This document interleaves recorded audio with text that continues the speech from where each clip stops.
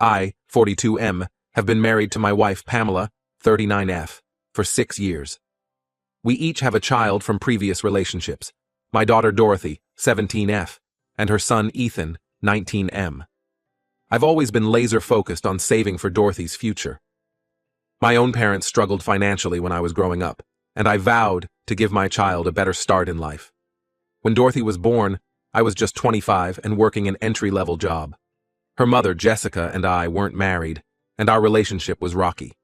Despite the challenges, I opened a college savings account for Dorothy when she was just a month old. Those early years were tough. Jessica and I split up when Dorothy was 2, and I became a full-time single dad. I worked long hours at my main job and picked up weekend shifts bartending to make ends meet. Every month, no matter how tight money was, I put something into Dorothy's college fund.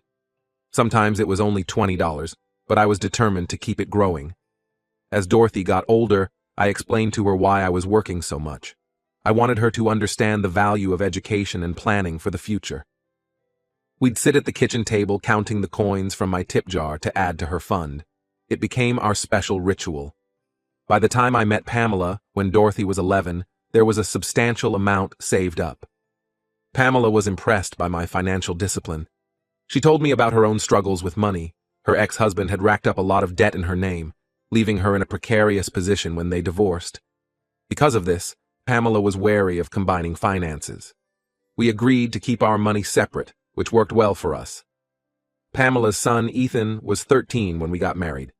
He's a good kid, but we've never quite clicked the way I'd hoped. He has a close relationship with his dad, who he sees every other weekend. I've always felt more like a friendly uncle to Ethan than a stepfather. Still, I've tried to be supportive and include him in family activities.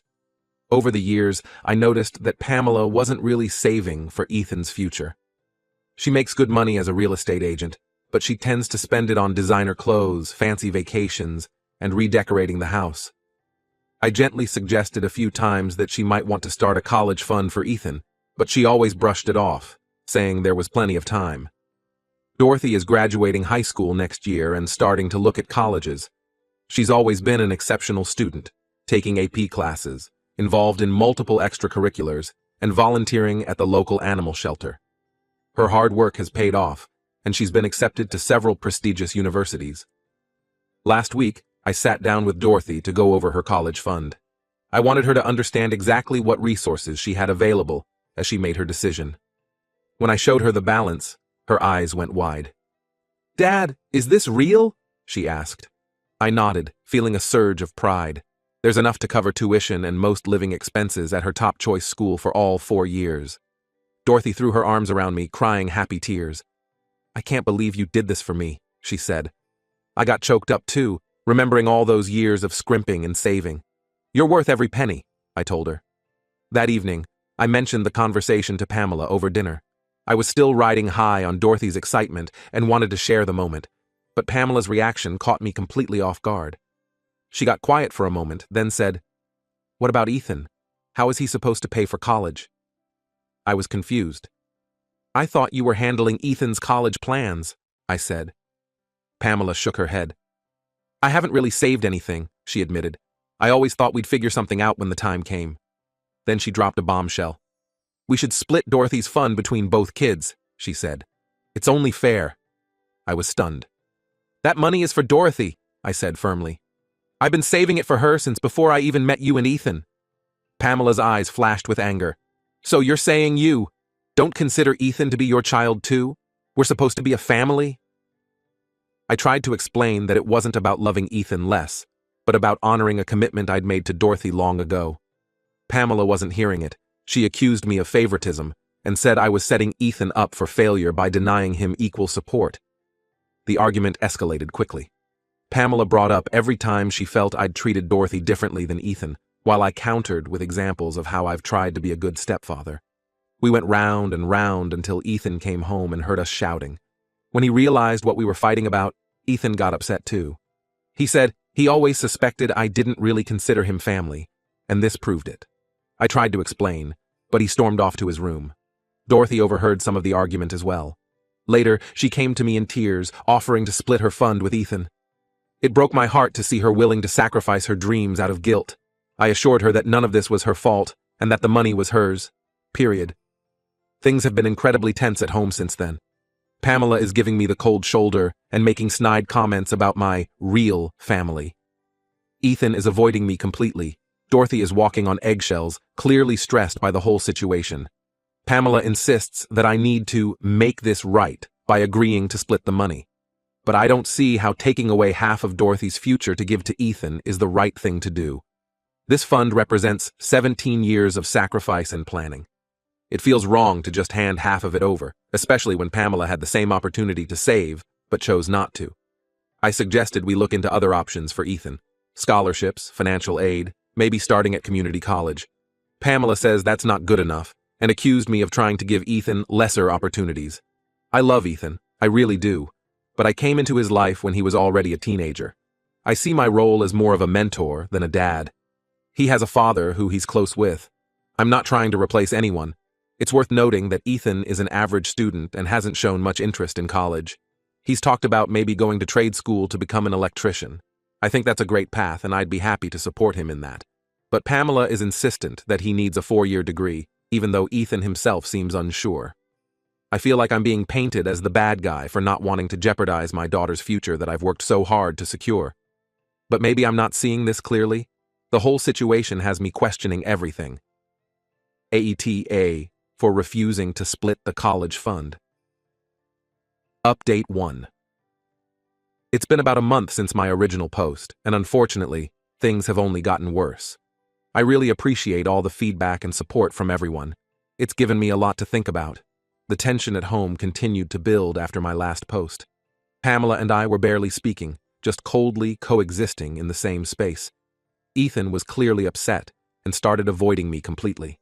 Dorothy was stressed out, and I could tell she felt caught in the middle, trying to keep the peace. I tried to have a calm discussion with Pamela about Ethan's future plans and how we could support him without touching Dorothy's fund. But every conversation quickly devolved into accusations and rehashing old arguments.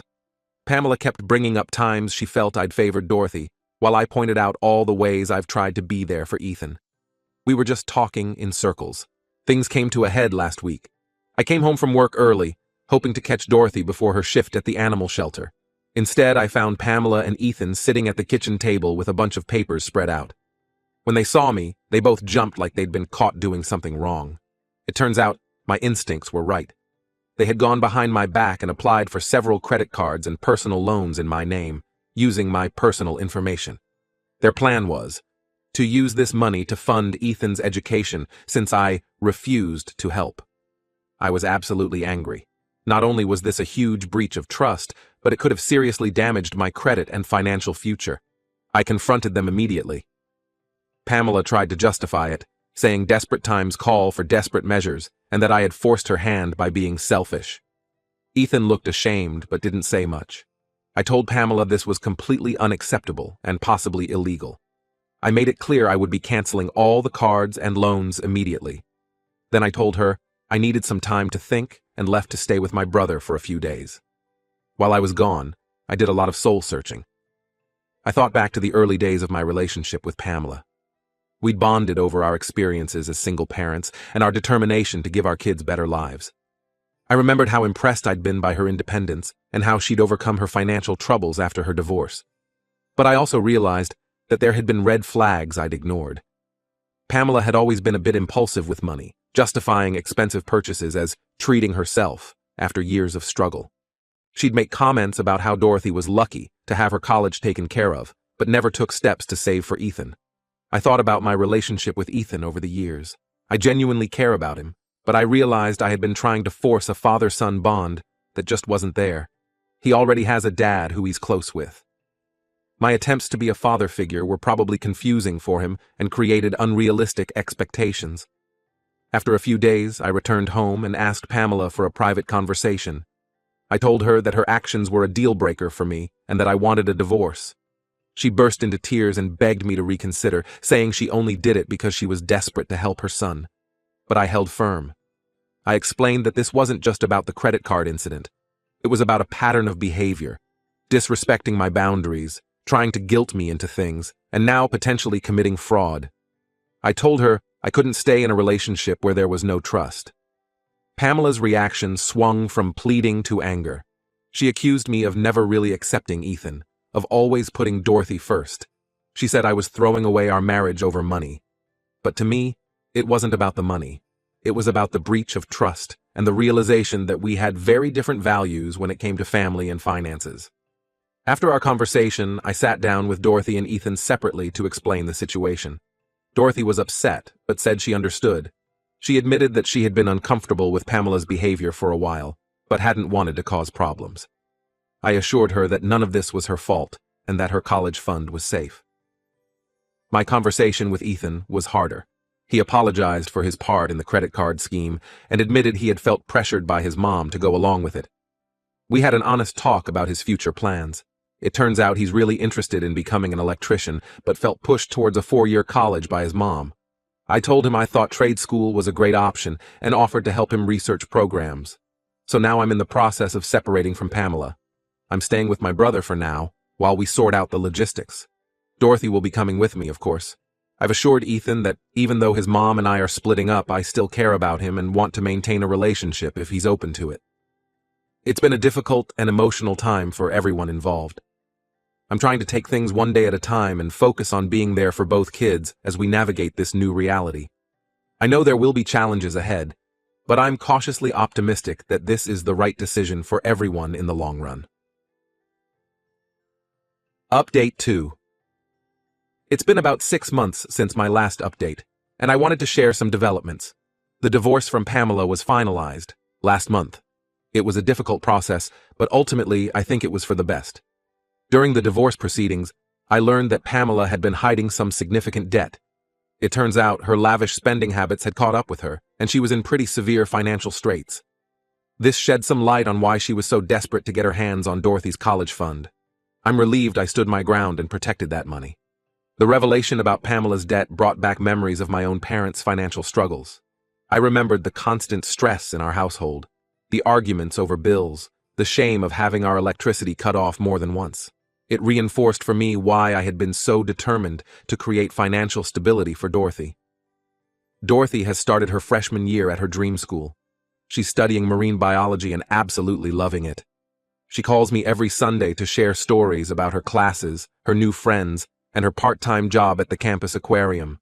Hearing the excitement in her voice makes all the years of saving and recent drama worth it. There have been some bumps in the road. She had a hard time adjusting to her roommate at first, and she's finding her biology classes more challenging than expected. But she's facing these obstacles with determination and a positive attitude. I'm incredibly proud of her resilience. As for Ethan, our relationship has actually improved since the divorce. Without the pressure of trying to force a father-son dynamic, we've developed a more natural mentor-mentee rapport. He's been working full-time at a local garage and taking some classes at community college. Ethan and I have been meeting up every couple of weeks for lunch. He's opening up to me more about his hopes and fears for the future. I've been helping him budget and save money, and he seems to really appreciate the guidance.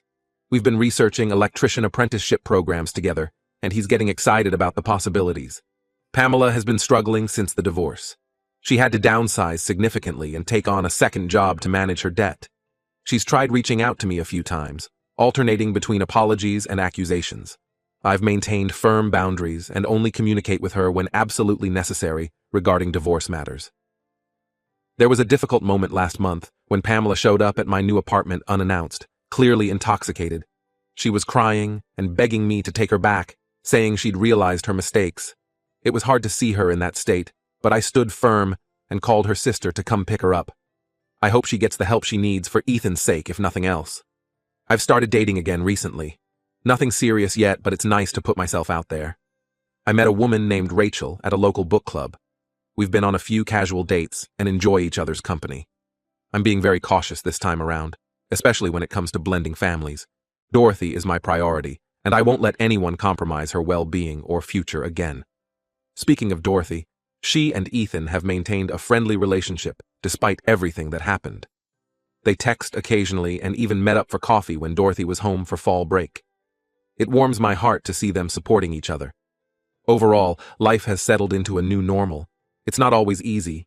There are still moments of tension and sadness, but I feel like I'm on the right path. I'm focused on being the best dad I can be to Dorothy and a supportive friend to Ethan.